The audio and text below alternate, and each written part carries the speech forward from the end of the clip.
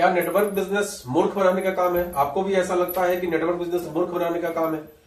वाकई अगर देखा जाए तो ये बिल्कुल मूर्ख बनाने का काम है, क्योंकि आप एक बात सोचिए कि इस दुनिया में हर व्यक्ति लेने को तैयार बैठा हुआ है, हर व्यक्ति आपसे छीनने के लिए तैयार बैठा हुआ है, और कुछ इस दुनिया में ऐसे लोग हैं जो देने को तैयार बैठे हैं, जो आपकी हेल्प करने को तैयार है। जहां पूरी दुनिया आपको रास्ता बताने को तैयार नहीं है, आपको अपना रास्ता खुद अख्तियार करना पड़ता है, खुद अपने आप को साबित करना पड़ता है। वहां पर इस सेक्टर में कुछ ऐसे लोग हैं, कुछ सिरफिरे टाइप के लोग, जो आपकी जिंदगी बदलने के लिए प्रयत्नशील हैं, जो आपकी जिंदगी बदलने के लिए आपके ऊपर प्रेशर डालते हैं, जो आपकी जिंदगी बदलने के लिए आपके ऊपर आपको मोरल प्रेशर डालते हैं, आपके ऊपर फिजिकल प्रेशर डालते हैं, आपको समझाने का प्रयत्न करते हैं, आपको बताने का प्रयत्न करते हैं, आपकी रोजी रोटी का इंतजाम करते हैं, आपके लोगों को समझाते हैं, आपको प्रोडक्ट के बारे में जानकारी देते हैं, आपको बिना पैसे लिए हुए समझाने का प्रयत्न करते हैं, आपसे बिना प्रयत्न किए हुए, बिना पैसा लिए हुए आपको सिखाने का प्रयत्न करते हैं, आपसे बिना पैसे लिए हुए एजुकेशन देने का प्रयत्न करते हैं। तो वाकई आज के समाज के अनुसार देखें तो मूर्ख ही तो हुए। जहां दुनिया लूटने को है वहां कुछ लोग लुटाने को तैयार बैठे हैं। तो क्या कहेंगे ऐसे लोगों को? ये जो अलग तरह के लोग होते हैं, जिसको डायरेक्ट सेलिंग के लोग बोलते हैं, ये अपने आप में बहुत अजूबे होते हैं। ये आपको इनकम का रास्ता बताते हैं, ये आपको इनकम का प्लेटफॉर्म दिखाते हैं, ये आपके मरे हुए जो ख्वाब हैं उसको पूरा करने के लिए आपको एक रास्ता बताते हैं कि आप इस रास्ते पर चल के उस ख्वाब को पूरा कर सकते हैं। तो क्या कहें, क्या कहा जाए ऐसे लोगों को? जहां पर आपके मां बाप भी आपको ताना देने से पीछे नहीं हटते हैं, वहां पर डायरेक्ट सेलिंग के जो आपके सीनियर्स होते हैं, जो आपके अप्लायंस होते हैं, जो आपके कंपनी के लोग होते हैं, वो आपको आपका मोरल बूस्टअप करते हैं, आपको अच्छी राह बताने का प्रयास करते हैं। तो मूर्ख तो हुए ही, क्योंकि आपके जीवन में परिवर्तन जो ला रहे हैं आप उनसे छिटक कर भागते हैं। मुझे याद है अभी भी कि मैं जब किसी के यहां जाता हूं तो कई बार ऐसा होता है कि लोग घर में होते हुए भी मना कर देते हैं। अब उन लोगों को यह नहीं पता कि मैं जो उनके यहां गया हूं उसमें सबसे बड़ा स्वार्थ तो उन्हीं का है, जो वो अपने बच्चों से कहलवा दिए कि पापा घर पर नहीं है, वो उन्होंने अपने अवसर को गवा दिया। क्यों? क्योंकि मैं जो उनके घर गया, या मेरे जैसा कोई भी अपलाइन अगर किसी भी टीम मेंबर के पास जाता है, या उसको कॉल करता है, या उसको व्हाट्सएप करता है, या जूम मीटिंग की जानकारी देता है, या सेमिनार मीटिंग्स की जानकारी देता है, या कंपनी के नए नए ऑफर्स के विषय में जानकारी देने के लिए फोन करता है या व्हाट्सएप वगैरह करता है, वो आप ही के भले के लिए है। अगर मेरा कोई अपलाइन मुझसे कोई बात करता है तो वो मेरे भले के लिए है। अगर मैं उस बात को नहीं समझ सकता हूं तो उसके पास तो बहुत सारे रास्ते हैं, उसके पास बहुत सारे लोग हैं। अगर किसी व्यक्ति को काम करना है तो उसके पास लोगों की कमी नहीं है। वो हम नहीं तो कोई और सही, कोई और नहीं तो कोई और सही, वो तो अपना काम निकालेगा। उसको तो काम करना है, उसको तो लोगों की जिंदगी बदलनी है। लेकिन आप अपने उस अवसर से चूक जाते हैं जो आपके अपलाइन के रूप में एक अवसर आपके पास में आया है। तो क्या कहें इसको? मेंटेलिटी तो लोगों की यही है कि अगर मैंने ये वीडियो डाला तो लोगों की मेंटेलिटी यही है कि ये बंदा मूर्ख है, फालतू की बकवास करता है। लेकिन आप सोचिए कि मेरा ऑब्जेक्ट क्या है? मेरा ऑब्जेक्ट है डायरेक्ट सेलिंग के फेवर में बात करना। मेरा ऑब्जेक्ट है डायरेक्ट सेलिंग, जो 2025 का एक शानदार बिजनेस है, लेकिन अभी भी लोगों को नहीं समझ में आ रहा है, उस विषय में लोगों से चर्चा करना। यही तो एक ऑब्जेक्ट है, कोई और ऑब्जेक्ट है। और उस ऑब्जेक्ट को फुलफिल करने के लिए हम लोग निरंतर प्रयास करते रहते हैं, निरंतर लोगों से चर्चा करते रहते हैं, इस सब्जेक्ट को लोगों को बताने का प्रयास करते हैं, इसमें जो भविष्य है वो लोगों को दिखाने का प्रयास करते हैं। लेकिन लोगों को छोटी मोटी नौकरी ज्यादा पसंद आती है, छोटा मोटा व्यापार ज्यादा पसंद आता है, क्योंकि वही लोगों ने देखा है और वही सॉफ्ट टारगेट है। इसमें कोई दो राय नहीं है कि डायरेक्ट सेलिंग का बिजनेस एक कठिन डगर है। इसमें पैसा कमाना अपने आप में बहुत कठिन काम है। कठिन खासकर इसलिए है कि आप जिन लोगों के बीच में रहते हैं वो इस चीज को समझने का प्रयत्न नहीं करते हैं, और यह व्यापार डिपेंड करता है उन्हीं के ऊपर, और वो सुनने को तैयार नहीं है। लिहाजा कहीं ना कहीं से आपके अंदर भी निगेटिविटी आती है। आप भी फिर अपने सीनियर को वही बात कहने लगते हैं जो दुनिया कहती है। आप भी अपने अपलाइन को इग्नोर करने लगते हैं, डायरेक्ट सेलिंग के वीडियोज को इग्नोर करने लगते हैं, मीटिंग्स को इग्नोर करने लगते हैं, और अल्टीमेटली इस सिस्टम से क्विट कर जाते हैं। और बाद में यदि कोई बंदा आपसे ये बात कहता है कि डायरेक्ट सेलिंग एक बेहतरीन व्यापार है, तो आपका भी यही कोटेशन होता है कि डायरेक्ट सेलिंग एक मूर्ख बनाने का कारोबार है।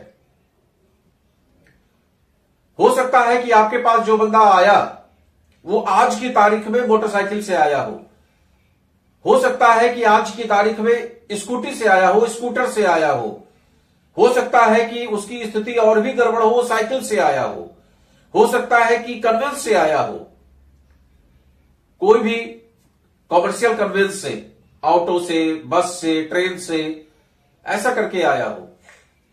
लेकिन उसके सपने बड़े हैं, उसके सपने हैं कि वो आगे बढ़े और अपने जीवन में परिवर्तन लाए, साथ में अपने साथ के लोगों के भी जीवन में परिवर्तन लाए। कोई भी व्यक्ति अगर आज कोई लाख, 2 लाख, 4 लाख, 5 लाख रुपया महीना कमा रहा है तो शुरुआत उसने जीरो से ही करी होगी। कोई भी व्यक्ति एकदम से शुरुआत नहीं करता। आप बिजनेस भी कोई स्टैब्लिश करते हैं तो वो एक दिन में स्टैब्लिश नहीं होता, वहां भी बहुत मेहनत होती है, बहुत मशक्कत होती है, बहुत पैसा लगता है, बहुत ज्यादा समय लगता है, बहुत जी हजूरी लोगों की करनी पड़ती है, अपना व्यवहार अच्छा रखना पड़ता है। कहते हैं कि हमेशा बिजनेसमैन जो होता है वो किसी भी परिस्थिति में मुस्कुराता रहता है। ग्राहक प्रोडक्ट ले चाहे ग्राहक प्रोडक्ट न ले, उसका काम है मुस्कुराना, चाहे आप लो चाहे ना लो। सेम एज इस सेक्टर में भी जो व्यक्ति आपके पास आया है वो एक आपका भविष्य लेकर आया है। मे भी आज वो मोटरसाइकिल पे है, मे भी वो कॉमर्शियल व्हीकल से आया है, मे भी वो साइकिल से ही आया है। कई बार ऐसा होता है कि लोग आते हैं, अब मेरे पास कोई बंदा आया, उसने बहुत अच्छी अच्छी बातें बताई, अच्छी कंपनी का प्लान दिखाया, अच्छे अच्छे अचीवर्स के बारे में बताया कि इस कंपनी में ये व्यक्ति 5 लाख महीना कमा रहा है, ये व्यक्ति 10 लाख महीना कमा रहा है, इस व्यक्ति ने ये परचेज कर लिया, इस व्यक्ति ने वो परचेज कर लिया। इस सिस्टम का ये सब नियम है, क्योंकि इस सिस्टम पे लोग ज्यादा भरोसा करते नहीं है। लिहाजा इस सिस्टम के बारे में बताना तो पड़ता ही है कि ये प्रोडक्ट है, ये प्लान है, ये अचीवर्स है, ये कंपनी है, ये एजुकेशन सिस्टम है। इन सब चीजों के बारे में लोग चर्चा करते हैं, हर व्यक्ति करता है, जो भी जिस कंपनी में जुड़ा हुआ है वो ये सब जरूर करता है। इसलिए कई बार लोग ये बोलते भी हैं कि ये सिस्टम जो है दिखावे का सिस्टम है। डेफिनेटली ये सिस्टम दिखावे का सिस्टम है, इसमें कोई दो राय नहीं है। तो वो व्यक्ति जो मेरे पास आया, उसने बताया, तो हमने उसकी तरफ देखा और मन ही मन अपने हम लोग मुस्कुराए। किस बात से मुस्कुराए? कि जो व्यक्ति मेरे पास प्लान लेकर आया है उस व्यक्ति की स्थिति खुद में बड़ी दयनीय है, और जब वो बंदा जाने लगा तो हम उसको बाहर सी ऑफ करने के लिए निकले, ये सोच के कि देखें ये किस चीज से आया है। ये ह्यूमन नेचर है, सबके साथ होता है, आपके साथ भी होता होगा। जब कोई व्यक्ति आपके पास, अपना कोई सगा आपके पास प्लान दिखाने आता है, क्योंकि इस सेक्टर में जनरली अनजान व्यक्ति तो आता नहीं है, दरवाजा नॉक करके कोई प्लान तो दिखाता नहीं है। इस सेक्टर में आपको जो भी व्यक्ति प्लान दिखा रहा है वो कहीं ना कहीं आपका मिलने वाला, चाहे आपका दोस्त हो सकता है, आपका रिश्तेदार हो सकता है, आपके पड़ोसी हो सकते हैं, आपके मिलने वाले हो सकते हैं, आपके कहीं ना कहीं दूर के मिलने वाले हो सकते हैं, होते मिलने ही वाले हैं। तो वो जब आपको प्लान दिखाते हैं और प्लान दिखाने के बाद आपसे डिस्कस करते हैं कि ये इस तरीके का प्लान है, इस तरीके का कॉन्सेप्ट है, इस तरीके के प्रोडक्ट है, ये देखिए हमारा ये प्रोडक्ट है, ये इस रेट पे आपको मिलेगा, ये इस रेट पे मिलेगा, इस तरीके के हमारे अचीवर्स हैं, आज हमारे अपलाइन है जो 20,000 महीना कमा रहे हैं, आज हमारे अपलाइन है जो 50,000 महीना कमा रहे हैं, आज हमारे अपलाइन है जो 1 लाख महीना कमा रहे हैं।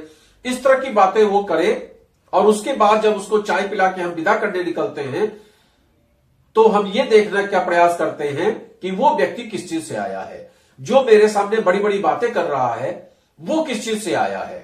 और अगर हमने देखा कि वो टूटी मोटरसाइकिल से आया या किसी पुराने धोराने स्कूटर से आया या बाय द वे गलती से साइकिल से आया तो हम मन ही मन मुस्कुराते हैं। लेकिन ये जो मुस्कुराहट है ये एक्चुअली हमारी ही नादानी का सूचक है, क्योंकि जिस व्यक्ति ने अभी काम स्टार्ट किया है ऐसा कोई जरूरी नहीं है कि वो अचीवर बन गया तब आपके पास आया।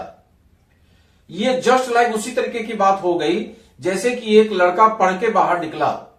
मान लीजिए उसने एमबीए कंप्लीट किया और एमबीए कंप्लीट करने के बाद नौकरी की तलाश में बाहर निकला और एक कंपनी के पास गया तो कंपनी का ऑनर सब इंटरव्यू लेने के बाद लास्ट में उससे पूछता है कि आपका एक्सपीरियंस क्या है।